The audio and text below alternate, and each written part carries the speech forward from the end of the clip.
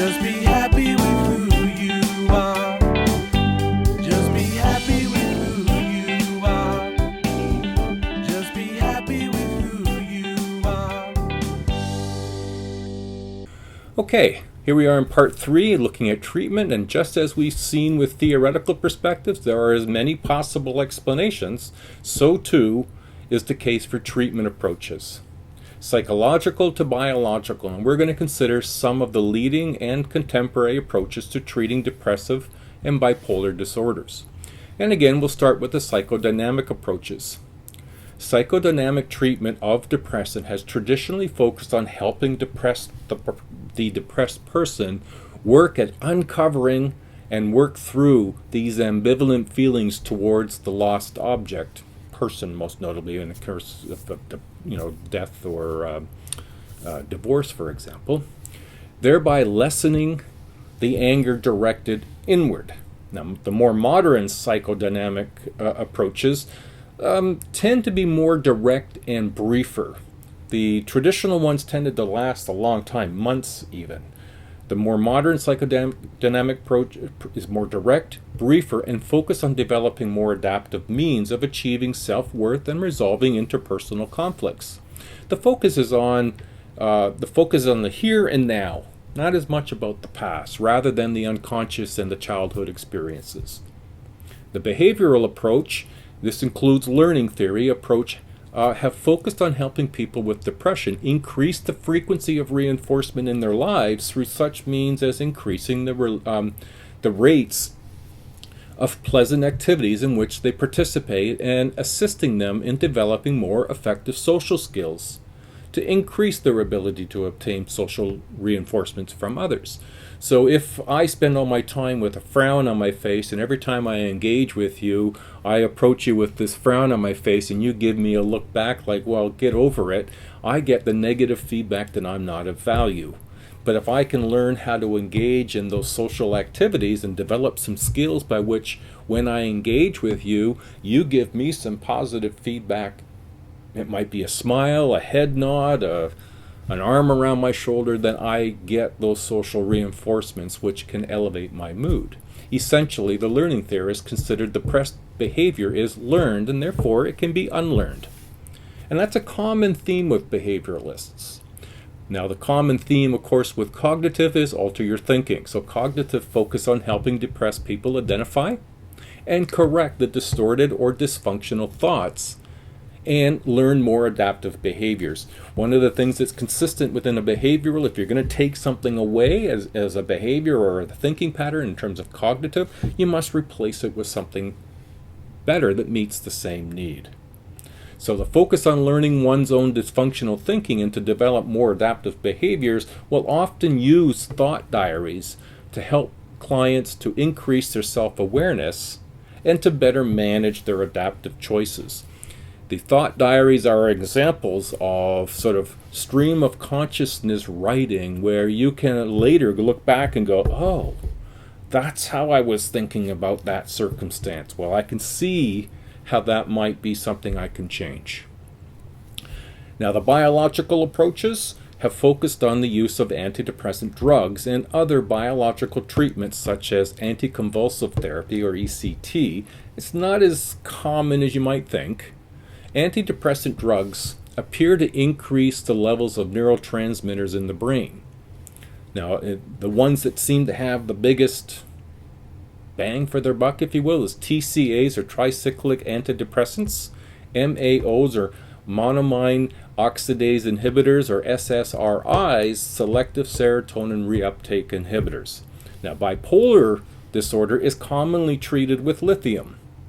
Effective in stabilizing moods and reducing depressed and manic episodes. But despite significant controversy, and I emphasize there is controversy, but there is some benefit now that has been drawn from using electroconvulsive therapy or ECT in the treatment of very severe depression. Now, that's not common, but it has shown some success in altering a person's response to stressful experiences. The person, in this case, when we're using that sort of Methodology: the person is anesthetized and is given muscle relaxing drugs. They are then given a brief, less than a second, shock directly to the brain, resulting in a brief seizure lasting several minutes.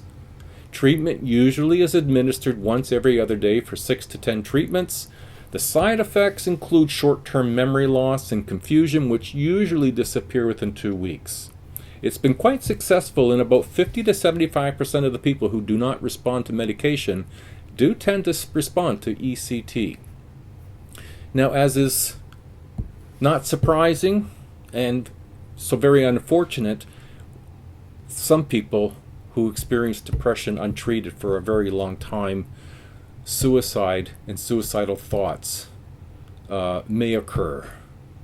Suicidal thoughts are unfortunately common enough. Fortunately, most of us do not act on these thoughts. So, who commits suicide? And it's not a simple question. Mood disorders are often linked to suicide. Although women are more likely to attempt suicide, more men are actually to succeed, and this is probably because they select more lethal means. The elderly, not the young, are more likely to commit suicide, and at a rate of suicide among the elderly appears to be increasing. 28% between the ages of 85 and 89 commit suicide. 25% of 15 to 24-year-olds. 16% of suicides are by 25 to 44-year-olds. So, why do people commit suicide?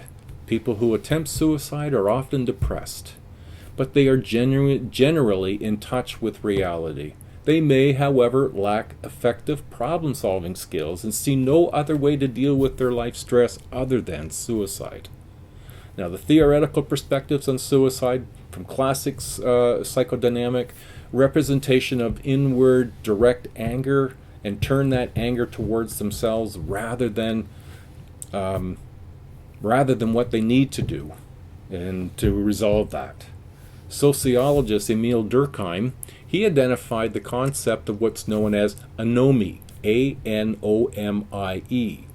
And this is the feeling of alienation and disconnectedness that we find from others. He did some research way back in the day and looked at this movement of people from rural places into cities, and found that people, as they gathered in cities, started to have this sense of disconnectedness with others. They weren't friends with a lot of people. You live in an apartment, you don't know anybody, and that was what he would call anomie. And that disconnectedness from others, that alienation, was more. Those people were more likely to commit suicide. This fits with the sociocultural view today. The distance we travel to school, work, bigger cities, less connectedness could leave people feeling more isolated and more alienated. Learning theorists, they point to the reinforcing aspects of prior suicide threats and attempts, and to the effects of stress, especially when combined with the inability to solve personal problems. Social cognitive theorists suggest that suicide may be motivated by positive expectancies and the approving attitudes towards the legitimacy of suicide. Biological factors that appear to be involved in suicide are serotonin deficits, linked to depression, genetics, and family history of suicidal behavior. So, predicting suicide. Are we able to predict suicide? Well, the evidence points to the role of hopelessness as an important predictor or perhaps contributor to suicidal thinking and behavior. Researchers have found that people who commit suicide, dispose of their possessions, suddenly try to sort out their affairs, and they may purchase guns despite the lack of prior interest in firearms.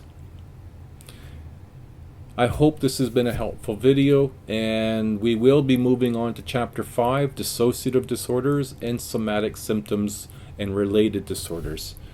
I know that wasn't the most positive way to end the video with a talk on suicide, but it's not one we should shy away from, and it's better to talk about these things than it is to ignore them. Thank you, everybody, and we'll see you next week.